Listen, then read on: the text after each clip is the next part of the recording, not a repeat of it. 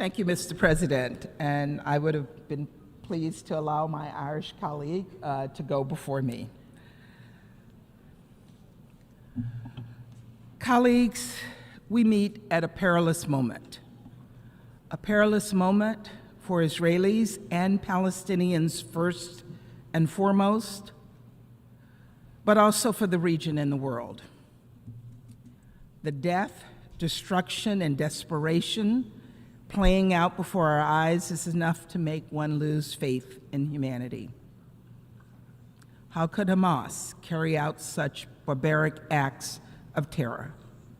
How could Hamas gun down civilians, burn families alive, and execute children, and do so with glee? How could Hamas take more than 200 people hostage? Innocent civilians, including a 9-month-old baby and his 4-year-old brother. How could Hamas justify taking a 23-year-old American citizen, Hirsch, whose parents I met this week? And the answer is they cannot. There is no justification for terror, none whatsoever. You all know that, and we must condemn Hamas's acts of terror. Hamas's goals are single-minded and they're sickening. They're determined to destroy Israel and kill Jews. And let's be clear, Hamas has never cared about the genuine needs or concerns or safety of the people it claims to represent. And Hamas has no respect for the rule of law or human life. To them, Palestinian civilians are expendable. To them, Palestinian civilians are human shields, and it really is despicable and it's cowardly. The lives of innocent Palestinians must be protected. The lives of UN personnel and humanitarian workers and journalists must be protected. And we mourn the loss of every single innocent life in this crisis, every single one.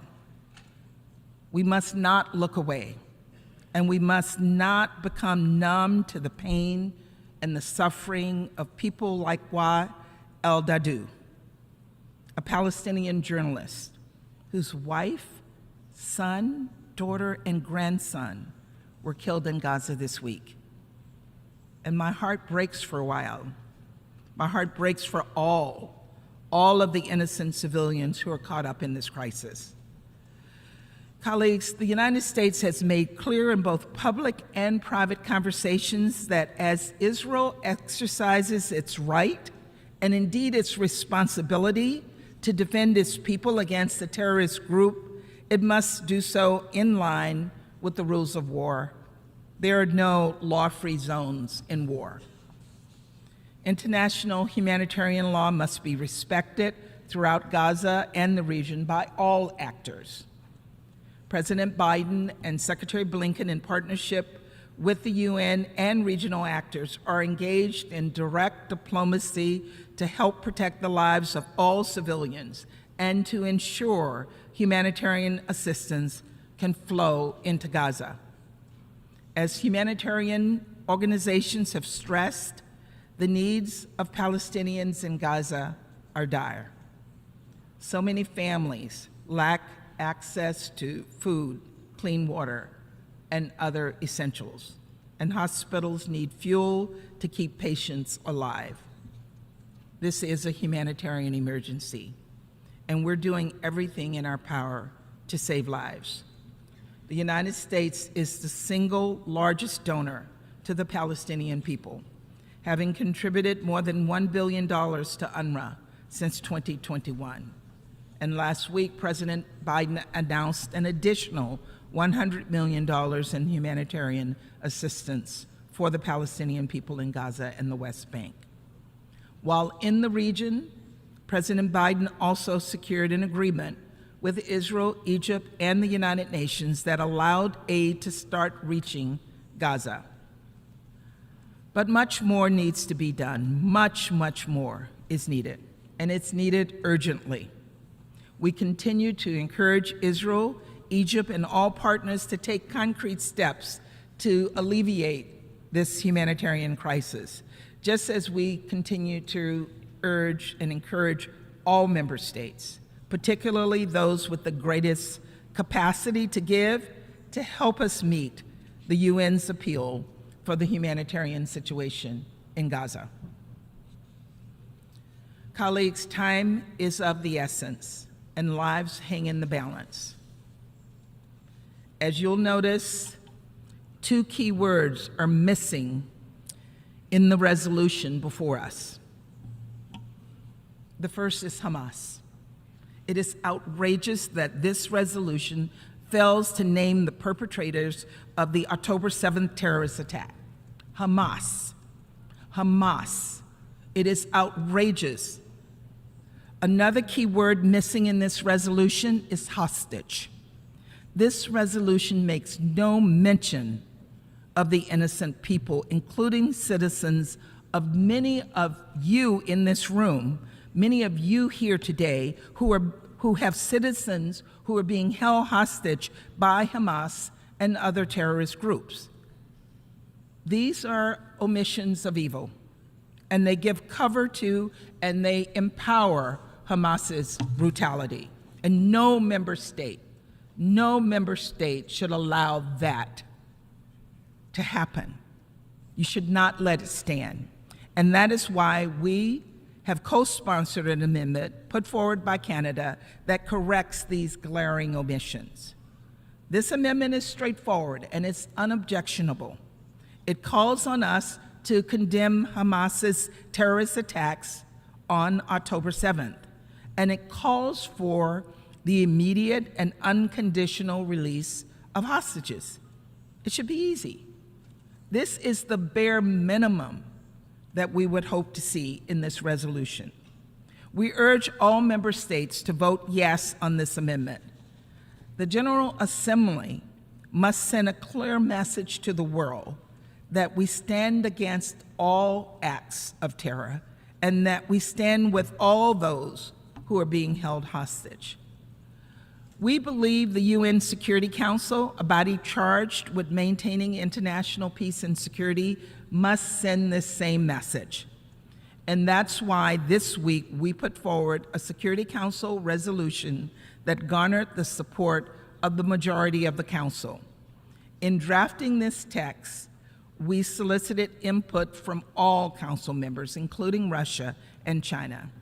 And the product of our consultations was a balanced and strong resolution that, among other things, condemned Hamas's terrorist attacks, called for the immediate and unconditional release of hostages, stressed the urgency of addressing the humanitarian crisis in Gaza, including through humanitarian pauses, and made clear that we must keep the hope of a two-state solution alive. Again, this was a strong and balanced text, but unfortunately, Russia and China decided to veto this resolution. And while the United States worked to forge consensus around a balanced product, Russia has put forward bad faith, one-sided resolutions without any consultations whatsoever. Colleagues, one-sided resolutions, whether they are put forward in the Security Council or the General Assembly, will not help to advance peace, not when they ignore the facts on the ground. One-sided resolutions are purely rhetorical documents that seek to divide us at a time when we should all be coming together, and we must not cling to long-standing lines of division. As President Biden said yesterday, there's no going back to the status quo as it stood on October 6th. We must not go back to the status quo where Hamas terrorizes Israel and uses Palestinian civilians as human shields. And we must not go back to a status quo where extremist settlers can attack and terrorize Palestinians in the West Bank. The status quo is untenable and it is unacceptable. This means that when this crisis is over, there has to be a vision of what comes next. In our view, that vision must be centered around a two-state solution.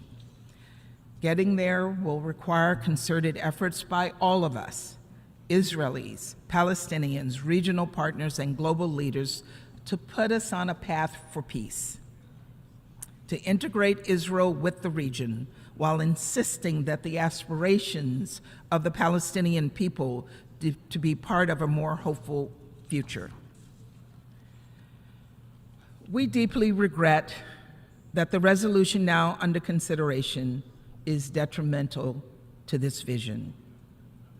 But while this resolution is deeply flawed and does not meet this moment, the United States will continue to work with all member states to chart a future where Israelis and Palestinians have equal measures of security, freedom, justice, opportunity, and dignity, and a future where Palestinians realize their legitimate right to self-determination and a state of their own. Thank you very much. This has been the Nod News Network. Transmission complete.